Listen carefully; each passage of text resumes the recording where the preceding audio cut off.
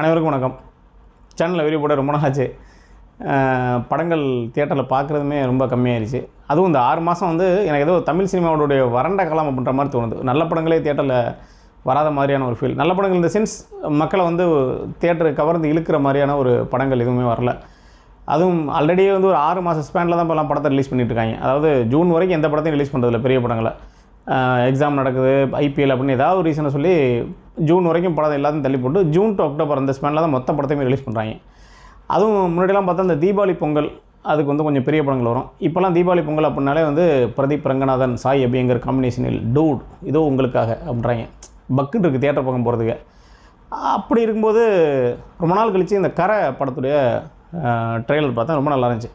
சரி, ஒரு நல்ல படம் ரொம்ப நாள் கழிச்சு தியேட்டரில் பார்க்குறோம் அப்படின்னு சொல்லி ஒரு சந்தோஷமாக இருந்தேன். பார்த்தா கரெக்டாக படம் ரிலீஸ் ஆகிறதுக்கு 2 நாளைக்கு முன்னாடி படத்தை மேலே ஒரு கேஸு, படத்தை ரிலீஸ் பண்ணக்கூடாது, ஏதோ பிரச்சனை அப்படின்னு சொல்லிட்டு செம்ம கடுப்பாயினேன். ஏன்டா ரொம்ப நாள் கழிச்சு இப்போ தான் ஒரு நல்ல படம் ரிலீஸ் ஆக போகுது தியேட்டரில் பார்க்குற மாதிரி, அதில் மண்ணலி போட்டாதீங்கடா அப்படின்னு சொல்லிட்டு இருந்தேன். நல்ல வேளை படம் ரிலீஸ் ஆயிடுச்சு. படம் பார்த்துட்டேன். படம் பார்த்த அப்புறம் தான் தெரிஞ்சு அந்த கேஸ் போட்டால் நமக்கு நல்லது பண்ணுறது தான் முயற்சி பண்ணியிருக்காப்புல. நம்ம தான் அவரை தப்பாக நினச்சிட்டோம். படம் ரிலீஸ் ஆகாமல் இருந்திருக்கலாம்.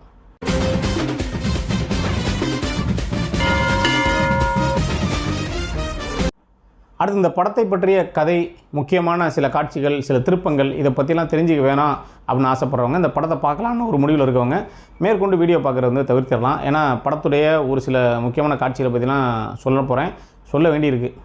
என் பேர் கோபால், என்னை எங்கள் ஊரில் எல்லாம் கோபால் தான் கூப்பிடுவாங்க அப்படின்னு சொல்லிட்டு ஒரு வீடியோ பார்த்துருப்பீங்க. இந்த கரை படத்துடைய ட்ரெய்லர் வந்து அப்படி தான் ஆரம்பிக்கும். என் பேர் கரசாமி, என்னை எல்லோரும் கரைன்னு கூப்பிடுவாங்க. நானும் படம் ஃபுல்லாக பார்த்தேன். ஒருத்தன் கூட தினசரி கரைனே கூப்பிடல. அப்புறம் இந்த வெட்டி டைலாக்னு தெரில. கரை திரைப்படத்துடைய கதை என்ன அப்படின்னு பார்த்தோன்னா, இஷ்டத்துக்கு எழுதும் அப்படின்னு சொல்லி எழுதப்பட்ட ஒரு கதை. கண்டமணிக்கு எழுதியிருக்காங்க. அதாவது தமிழ் சினிமாவில் வழக்கமாக பார்த்தோன்னா, இந்த விவசாயிகளுக்கு லோன் கொடுத்த லோனுக்கு இஎம்ஐ கேட்டால் அவனை வந்து மிகப்பெரிய வில்லனாக சித்தரிச்சிருவாங்க. அது லோன் கொடுத்தவன் இஎம்ஐ கேட்காம வேறு என்னடா கேட்பான்.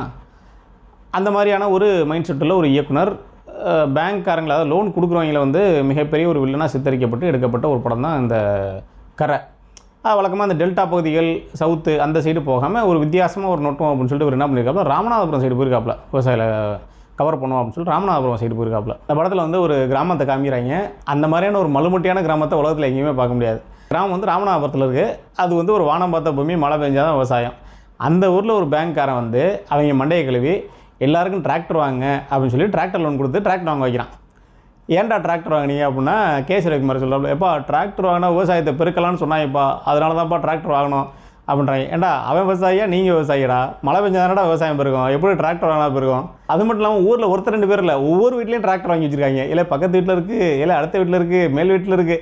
ஏன்னா அது டிராக்டரா இல்லை டேபிள் மேட்டடா. ஊரில் 1-2 டிராக்டர் இருந்தால் பரவாயில்ல, ஊரில் அத்தனை பேரும் டிராக்டர் வாங்கி வச்சுருக்காங்க. படத்தில் வந்து மிகப்பெரிய நகைச்சுவை வந்து தனுஷோட கேரக்டர் தான். தனுஷ் என்னென்னா, ஊர்லேருந்து காசை திருட்டிட்டு தொழில் பண்ணணுன்ட்டு வெளியூருக்கு வர்றான். வெளியூருக்கு போய் என்ன தொழில் பண்ணுறான்னா திருடிட்டு தான் இருக்கான். அதை ஊர்லேயே திருடிக்கலாம். சரி, அடுத்து அந்த வெளியூர்லேயே மாட்டிக்கிறான் போலீஸ்ட்டை. வெளியூரில் மாட்டிட்டு அங்கேருந்து தப்பிச்சு இன்னும் வெளியூருக்கு போகிறான். ஆந்திராவுக்கு போய் அங்கே ஒரு ஹோட்டலில் வேலை பார்க்குறான். ஹோட்டலில் வேலை ஒரு 6 மாதம் வேலை பார்த்ததுக்கப்புறம் தான் தெரிஞ்சிருக்கவனுக்கு, நம்மளே நல்லா சமைக்கிறோமே, நம்மளே ஹோட்டல் வைக்கலாமேன்ட்டு ஹோட்டல் வைக்க போகிறாங்க. அங்கே ஹோட்டல் வைக்கிறது காசு இல்லை.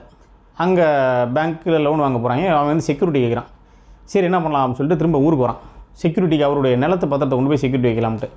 நான் கூட முதல்ல நினச்சேன், இவன் ஊரில் தான் மேலே கேஸ் இருக்குமோ அப்படின்னு சொல்லி. இவன் ஊரில் கேஸ் இல்லை, வெளியூரில் வேறு எங்கேயோ ஊரில் கேஸ் இருக்குது.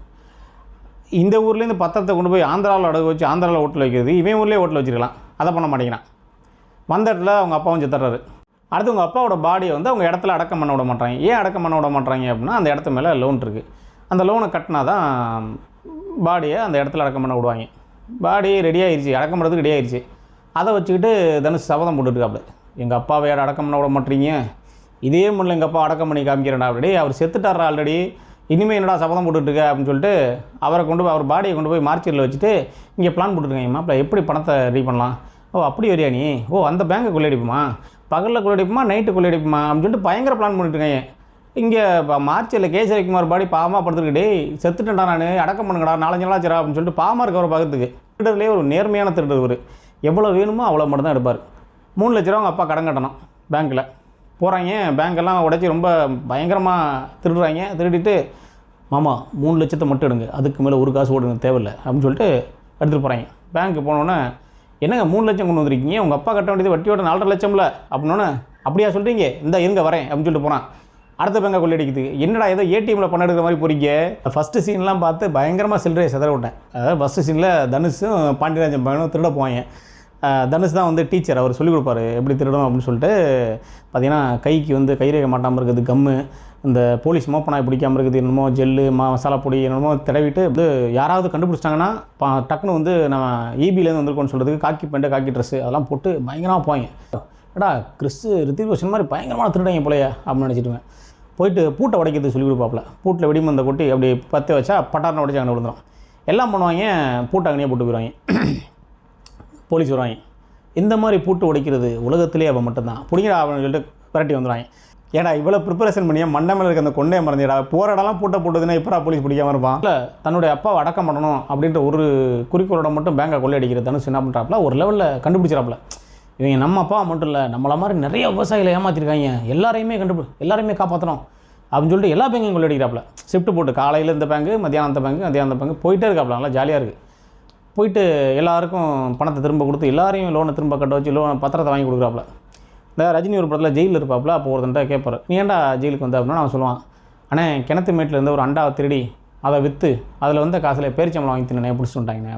ஏன்டா கிணத்து மேட்டில் இருந்த அண்டாவை திருடி அதை விற்று அதுக்கு பேரிச்சம்பளம் வாங்கி திங்கிறதுக்கு வக்காளி பேரிச்சம்பளத்தையே திருடிக்கலாமடா அப்படின்ற மாதிரி இந்த படத்தில் நேரடியாக அந்த பத்திரத்தையே திருடி கொடுத்துருக்கலாம். அடுத்து இந்த படத்தை பற்றி பெருமையாக பேசுகிற ஒரு சில போஸ்ட்டில் பார்த்தா அங்கே எம்எஸ் பாஸ்கர் அடையாளமே தெரியலைங்க, பயங்கரமான கெட்ட போட்டிருக்காங்க அப்படின்டா.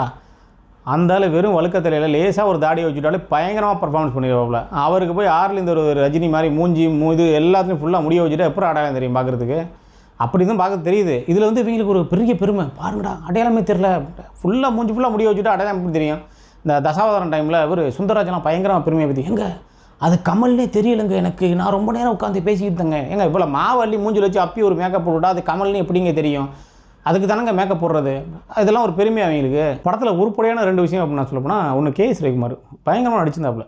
அவர் வர சீன்ஸ்லாம் கொஞ்சம் கிரிஞ்சாக இருந்தால் கூட அவர் சூப்பராக நடிச்சிருந்தார். ஒரு சீனில் வந்து பையன் நிலத்தை விற்க சொல்கிறான் அப்படின்றத தாங்க முடியாமல் தட்டில் சாப்பாடு போட்டு பிணைஞ்சிக்கிட்டே ஒரு மாதிரி அழுவார் பாருங்க, பயங்கரமாக இருந்துச்சு.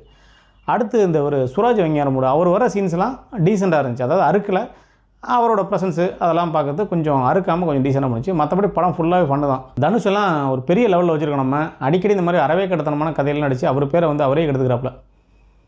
முதல்ல ரொம்ப ரொம்ப ரொம்ப சுமாரான திரைப்படம்.